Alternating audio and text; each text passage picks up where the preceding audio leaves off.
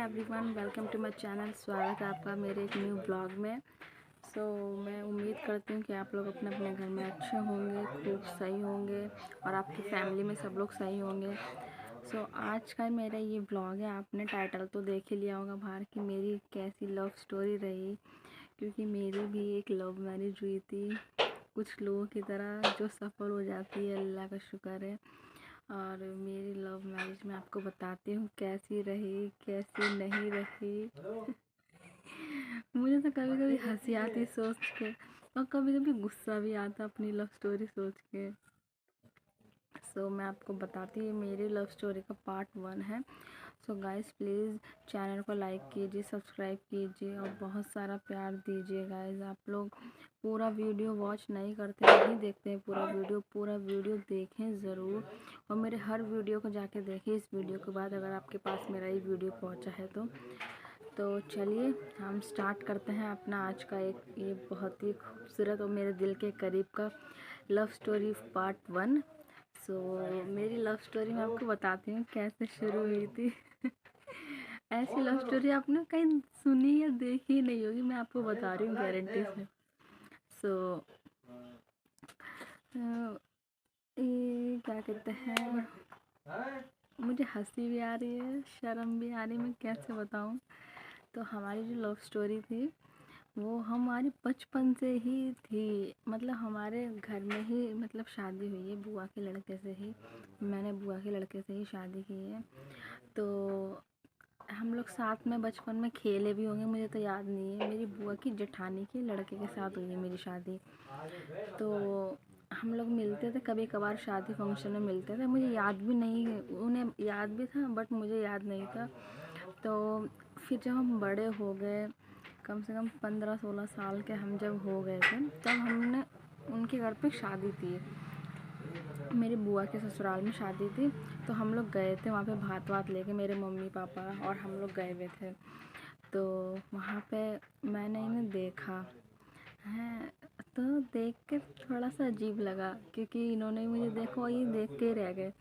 तो फिर उसके बाद ऐसे हम लोग चले आए, वापस चले आए। फिर उसके बाद दोबारा हम गए उन्हीं के घर पे, शादी का दिन था, पता नहीं कुछ गए थे, पता नहीं ऐसे गए थे। तो वहाँ पे ना, हाँ दोबारा हम शादी में गए थे। फिर बस तब हमने देख लिया था एक दूसरे को, बस और कुछ नहीं था।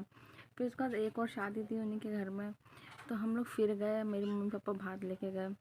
तो मैंने वहाँ जाके देखा इनको, इन्होंने मेरे को देखा। हमारी ऐसी बस एक अजीब सा वो नहीं होता कि ये मुझे देख के चुपके से देख रहे हैं और मुझे स्माइल आ रही है और मैं शर्मा रही हूँ, खुशी इतनी ज़्यादा अंदर से हो रही थी।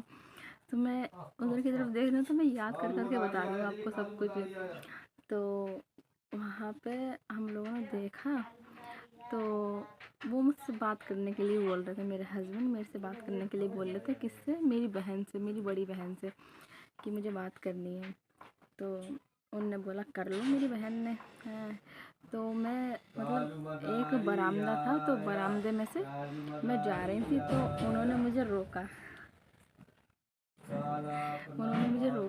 और रोक के कहा, मुझे इतना याद नहीं उन्होंने मेरे से क्या कहा था, पता नहीं क्या, कि मुझसे दोस्ती करनी है या कुछ ऐसा ही समथिंग कहा था। तो फिर उसके बाद मैंने कहा नहीं, मैं ऐसे नहीं करूँगी दोस्ती, मुझे ना 50 सेंट फ्रूट चाहिए। मांगा भी तो क्या, 50 सेंट फ्रूट। तो मैंने 50 सेंट फ्रूट की फरमाइश की, तो वो कह रहे नहीं मैं 20 दूंगा, और दुकान पर चल के खुद मेरे साथ चलो और तब ले लो चल के 50 सेंट फ्रूट। मैंने कहा नहीं। फिर मैं चली गई इतना बोल के।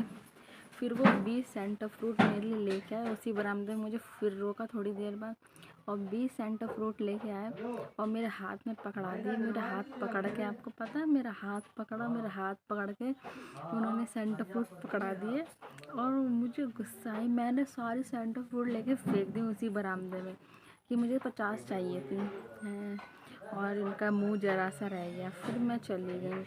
तो फिर ये थोड़े से उदास हो गए, तो मेरी तरफ से कुछ था नहीं ऐसा वैसा। सो मेरी तरफ से तो ऐसा कुछ था नहीं गाइस। तो फिर मैं चली गई वहाँ से और हमारा घर जाने का टाइम वापस आ गया था। और जब मैं अपनी कार में बैठी अपने मम्मी पापा के साथ वापस अपने घर जा रही थी, तो वो मेरी कार के पीछे पीछे इतना सैड मुँह लेके घूम रहे थे गाइस। मैं क्या होता, मुझे इतना वो लग रहा था ना, वो इतना ओवर। तो वो पीछे पीछे घूम रहे थे गाड़ी के। और क्योंकि पहले तो जाम था तो इस वजह से मेरे पापा धीरे चला रहे थे, तो वो मुझे पता बाहर मेन रोड तक छोड़ने के लिए आए थे। और इतना सैड फेस बना के चल रहे थे। उनके साथ में उनका भाई था सलमान, तो वो भी साथ में चल रहे थे। उनका भी कुछ कुछ लफड़ा मेरी मतलब कज़न बहन के साथ था, तो वो भी साथ में चल रहे। मेरी बहन भी साथ में थी, मतलब चाचा की लड़की। उधर वो मेरी बुआ का लड़का था, इधर मेरी चाचा की लड़की, उनका भी कुछ कुछ चल रहा था और मेरा भी कुछ कुछ स्टार्ट हो ही गया था समथिंग।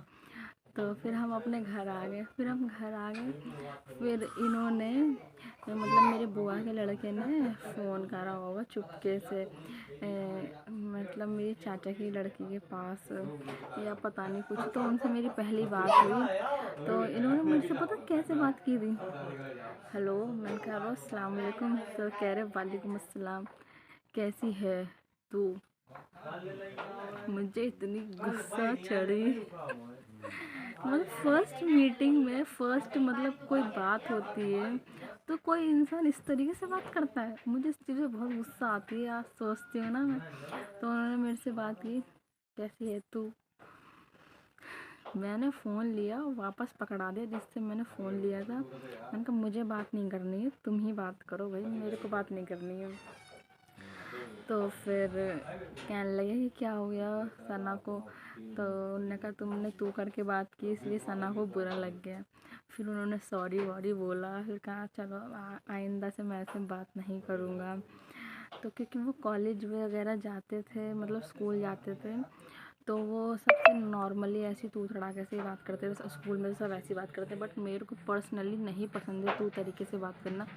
मैं सबसे तुम या आप करके ही बात करती हूँ, तो मेरे को ख़राब लगता है। इवन मेरी मम्मी भी तू करके बोलती तो मुझे ख़राब लगता है। मेरे को तू पसंद ही नहीं है। मैं अपने मेरा बेटा हो गया 1 साल का, मैं उससे भी अगर तू करके नहीं बोलती हूँ, कर देती हूँ, तो पहले तो मैं करती नहीं हूँ। मेरे को पसंद ही नहीं है तू करके बात करना। तो फिर उसके बाद ना इस तरीके से हमारी पहली बात हुई थी। फिर कुछ नहीं, फिर बस वही बात हुई हमारी। फिर बात हो के फिर हमारी दोबारा बात नहीं हुई। बहुत टाइम तक बात नहीं हुई, 6-7 महीने समथिंग बात नहीं हुई थी हमारी। और सब कुछ ऐसा लग रहा ख़त्म हो गया था, कुछ मतलब अंदर ऐसा फील भी नहीं हो रहा था। और फिर ये सडनली ये अपनी बुआ के घर पे आए जयपुर में। मैं भी जयपुर की थी। तो कहो क्या गाइस, 1 मिनट। तो गाइस फिर उसके बाद वो बुआ के घर पे आए अपनी यूपी से। मेरे हस्बैंड यूपी के हैं, तो वो अपनी बुआ के घर पे जयपुर आए थे। कुछ ऐसे ही हल्का फुल्का घूमने के लिए भी आए थे और कुछ काम के लिए फूफा ने बुलाया भी था उनको कि आ जाओ, तुम अभी छुट्टी है तुम्हारी स्कूल की, तो अब तुम यहाँ पे आ जाओ, 1-2 महीने काम कर लो, छुट्टियाँ बोलो ये स्कूल की। तो फिर वो बेकरी में काम करने के लिए आए थे अपने फूफा के यहाँ पे, मतलब अपने चाचा के यहाँ पे। वो मेरे फूफा लगते हैं, उधर से उनके यहाँ पे चाचा लगते हैं। तो वो आए और फिर मैं गई उनके घर पे। मुझे नहीं पता, तो कोई आइडिया ही नहीं था मुझे कि ये यहाँ पे आए हैं। और मैं गई, मेरी आंखें ऐसी ऐसी खुली रह गई और मुझे स्माइल इतनी ज़ोर से छूटी थी, बहुत ज़्यादा मेरी स्माइल छूटी। मैं बहुत ज़्यादा शर्मा गई थी उस टाइम पे। तो देख के मैं सीधा चली, मैंने कुछ भी बात नहीं की, क्योंकि पहले बात करने में ना बड़ी शर्म आती थी, बहुत शर्म आती थी उनसे।